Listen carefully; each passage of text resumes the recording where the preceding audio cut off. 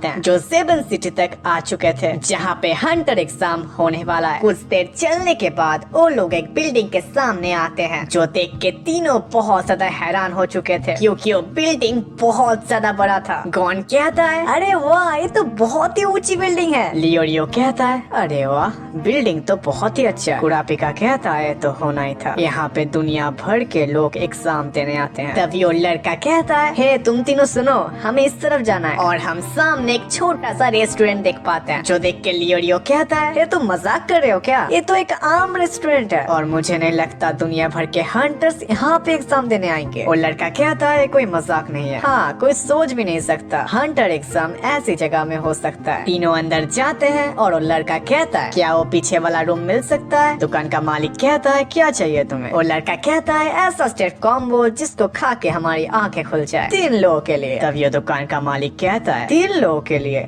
लेकिन वो कैसा होना चाहिए। तब ये लड़का कहता है हल्की आंच में पका हुआ और पूरी तरह गला हुआ। ठीक है पीछे वाले कमरे में जा सकते हो। फिर चारों मिलके वहाँ पे जाने लगते हैं। फिर चारों रूम के अंदर जाते हैं। लियोरियो पूछता है बाकी लोग कहाँ पे, लेकिन तभी गॉन कहता है मुझे तो स्टिक कॉम्बो खाना है। तभी लियोरियो कहता है वो जस्ट अंदर जाने का कोड था, मुझे लगा था तुम्हें समझ आ चुका था। तभी वो लड़का कहता है 10,000 उम्मीदवारों में कोई एक यहाँ पे पहुँच पाता है, तुम तीनों ने बहुत ही बढ़िया परफॉर्मेंस किया, तुम सबको गुड लक। फिर गॉन और लड़का हैंडशेक करता है। वो लड़का कहता है मैं अगले साल भी तुम्हें रास्ता जरूर दिखाऊंगा। और वो कह के ये वहाँ से चला जाता है। फिर अचानक वो कमरा हिलने लगता है क्योंकि वो कमरा असल में एक लिफ्ट था। लियोरियो कहता है इस लड़के को लगता है हम फेल हो जाएंगे। कुरापिका कहता है 3 साल में एक बार ऐसा होता है किसी नए का पास हो जाना। कुछ उम्मीदवार इस एग्जाम को सह नहीं कर पाते और बहुत सारे उम्मीदवार नए आए लोगों को टिकने नहीं देते। कौन कहता है ये हंटर एग्जाम इतना ज्यादा मुश्किल है, इसका मतलब ये लोग हर एक खतरे के लिए तैयार रहते हैं। तभी लियोरियो कहता है ये तो होना ही था मेरे छोटे दोस्त, क्योंकि हंटर इस दुनिया में सबसे ज्यादा अमीर होते हैं। तभी कुरापिका कहता है हंटर का काम इस दुनिया में सबसे ज्यादा इज्जतदार है। और ऐसे करके दोनों झगड़ने लगते हैं, लेकिन गॉन बेचारा कुछ भी समझ नहीं पा रहा था। लियोरियो कहता है हर साल 100 अमीर लोगों के लिस्ट निकलते हैं, उनमें से 50 लोग हंटर होते हैं। तभी कुरापिका कहता है हंटर्स वो होते हैं जिनको खजाना हंट करना होता है, लेकिन ये सब बाद में आता है। हंटर्स का असली काम होता है लोगों को महफूज रखना। फिर दोनों बहुत ही ज्यादा झगड़ने लगते हैं। तभी दोनों एक साथ कहते हैं बताओ गॉन तुम्हें क्या सही लगता है, तुम किस तरह के हंटर बनना चाहते हो। लेकिन तभी तीनों हंटर एग्जाम के फ्लोर में पहुंच जाते हैं। फिर दरवाजा खुलता है और हम एक टनल की तरह जगह को देख पाते हैं जहाँ पे बहुत सारे लोग थे। लियोरियो कहता है यहाँ का माहौल तो बहुत अजीब है। फिर गॉन उनसे बात करने की कोशिश करता है, लेकिन कोई भी कुछ रिस्पॉन्ड नहीं देता। लगता है यहाँ पे सभी बहुत परेशान हैं। तभी एक हरी खोपड़ी वाला आदमी आके चारों को एक नंबर वाला बैच देते हैं और कहते हैं इस बैच को अपने चेस्ट पे लगा लेना और याद रहे ये खोना नहीं चाहिए। ठीक तभी तीनों किसी की आवाज सुन पाते हैं और हम एक आदमी को देख पाते हैं जो कहता है लगता है तुम तीनों यहाँ पे नए आए हो। गॉन कहता है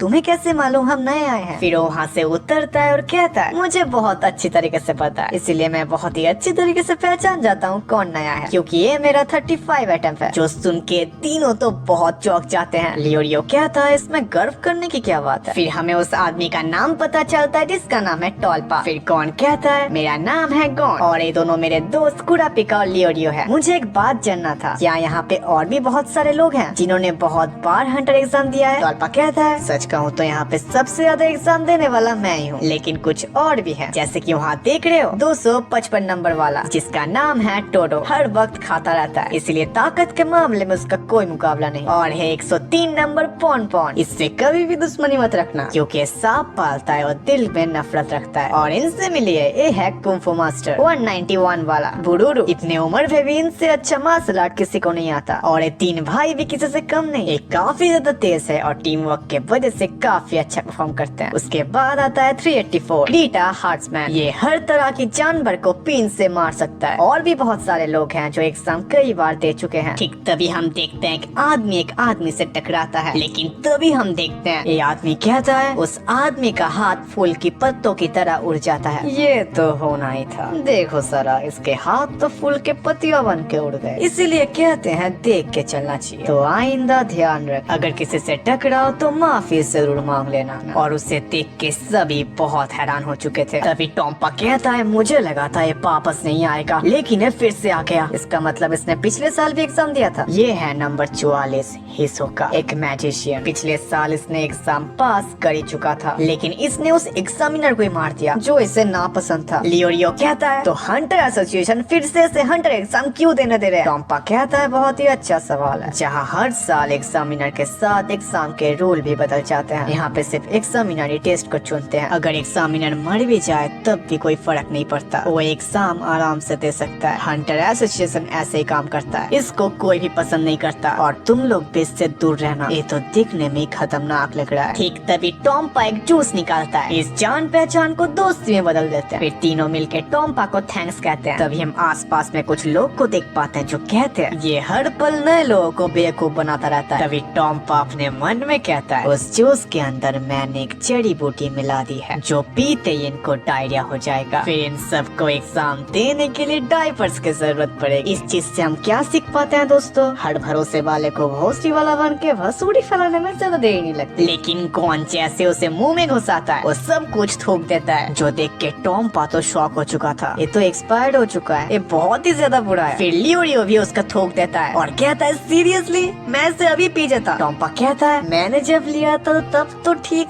था। फिर वो अपने मन में कहता है ये कैसे हो सकता है? इस जड़ी बूटी का ना ही कोई टेस्ट है ना ही कोई खुशबू। मैं माफी चाहता हूँ, मुझे नहीं पता था एक्सपायर्ड हो चुका है। गॉन कहता है आपको माफी मांगने की कोई जरूरत नहीं है, लेकिन आपका पेट ठीक है। मैंने पहाड़ों पे हर तरीके की जड़ी बूटी और पौधे खाए हुए हैं, इसीलिए खराब चीज को खाते ही मुझे पता चल जाता है। टॉम्पा अपने मन में सोचता है इसका मतलब इस चालाक बच्चे से मुझे दूर रहना पड़ेगा। फिर टॉम्पा वहाँ से चला जाता है। टॉम्पा अपने मन में सोचता है इस साल के कैंडिडेट से कुछ ज्यादा ही समझदार है, जैसे 294 नंबर हांसो की तरह। शुरुआत में मुझे लगा था एक गधा है, लेकिन वक्त के साथ पता चला इसका असली रंग क्या है। फिर हम एक फ्लैशबैक को देख पाते हैं जहाँ पे हांसो कहता है किसी को बताना मत, मैं एक निंजा हूँ। चुप, मैं किसी को नहीं बताना चाहता। मैं निंजा का लेजेंड स्कूल हासिल करना चाहता हूँ, इसीलिए मैं हंटर बनना चाहता हूँ और मैंने सुना है यही कहीं पे मौजूद है। फिर टॉम्पा उससे भी जूस देने की कोशिश करता है, लेकिन हांसो कहता है निंजा होने के लिए मेरा एक उसूल है, मैं कभी कुछ किसी से लेता नहीं, इसके लिए माफी चाहता हूँ। फिर हम प्रिजन में आते हैं। फिर वो एक और आदमी को देखता है और कहता है ये रहा, ये तो 301 है। ये आदमी चलता फिरता खतरा है, मुझे इससे भी दूर रहना है वरना मैं किसी मुसीबत में फंस सकता हूँ। और उसके बाद आता है नंबर 83, निकोला। फिर हमें फिर से एक फ्लैशबैक दिखाया जाता है जहाँ पे टॉम्पा कहता है तुम्हें आने में मुश्किल तो नहीं हुई? निकोलस कहता है नहीं मुझे कुछ नहीं हुआ, सब कुछ बहुत ही अच्छा चल रहा है, बल्कि सब कुछ वैसा ही है जैसा मेरे डेटा के हिसाब से होना चाहिए। पिछले बार की एग्जाम लोकेशन देख के इस बार ढूंढना मेरे लिए आसान था। फिर टॉम्पा उसे भी जूस देने की कोशिश करता है। फिर निकोलस अपने लैपटॉप में टॉम्पा का डेटा निकालता है और कहता है अच्छा ये तुम्हारा 35 नंबर अटेम्प्ट है और हंटर एग्जाम में सबसे ज्यादा पार्टिसिपेट करने वाले आदमी तुम ही हो। कई बार हार चुके हो लेकिन तुम हिम्मत नहीं हारा, मुझे पता है। तुम इस बार भी पूरी कोशिश करो एग्जाम को पास कर लो, लेकिन बात ये है तुमने इतनी नाकामी के बाद दूसरे तरीके ढूंढने स्टार्ट कर दिया। क्या सही कहा ना टॉम्पा द रॉकी क्रशर? जो सुन के टॉम्पा हैरान हो जाता है। निकोलस कहता है तुम जो करना है कर सकते हो, लेकिन मेरे पीछे मत आना। तभी एक सफेद बालों वाला लड़का टॉम्पा को बुलाता है, क्या मुझे और जूस मिल सकता है? मुझे बहुत ज्यादा प्यास आ रही है। तभी टॉम्पा कहता है हाँ बिल्कुल। फिर अपने मन में सोचता है ये क्या,